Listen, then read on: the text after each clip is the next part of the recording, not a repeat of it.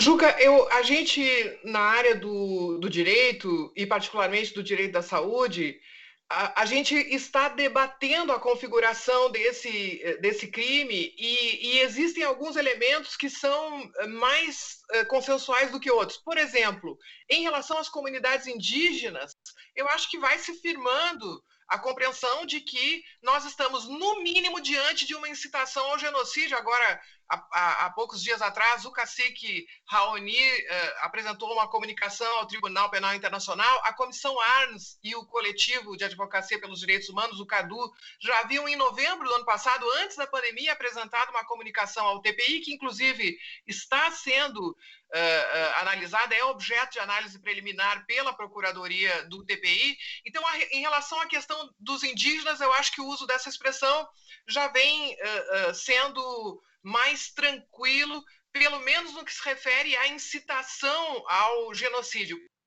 Em função do quê? Em função de que se identifica claramente um grupo-alvo dessas medidas, né? Um grupo que tende a ser suprimido, que se quer que deixe de existir.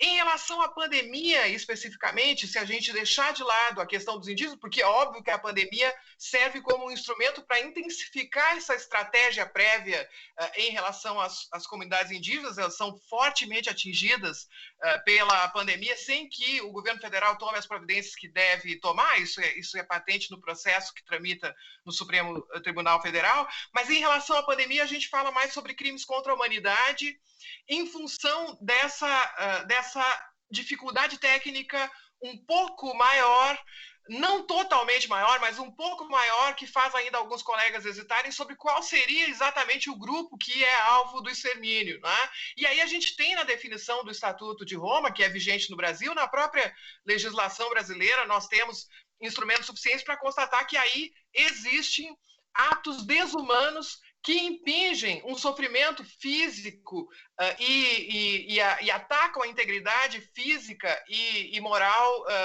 dos brasileiros, né? Então, na minha opinião, se trata de crime contra a humanidade de uma forma geral, e a gente está mais do que na hora de discutir genocídio em relação aos indígenas, mas as opiniões divergem e a estratégia do governo não para, né? Então, cada vez mais a gente está diante de uma robustez de indícios e, para alguns, inclusive, de evidências, que nos obriga a discutir essa questão agora. Eu acho que o importante é discutir, afinal, sem meias palavras, como tu disseste, discutir, afinal, que crimes estão sendo tipificados.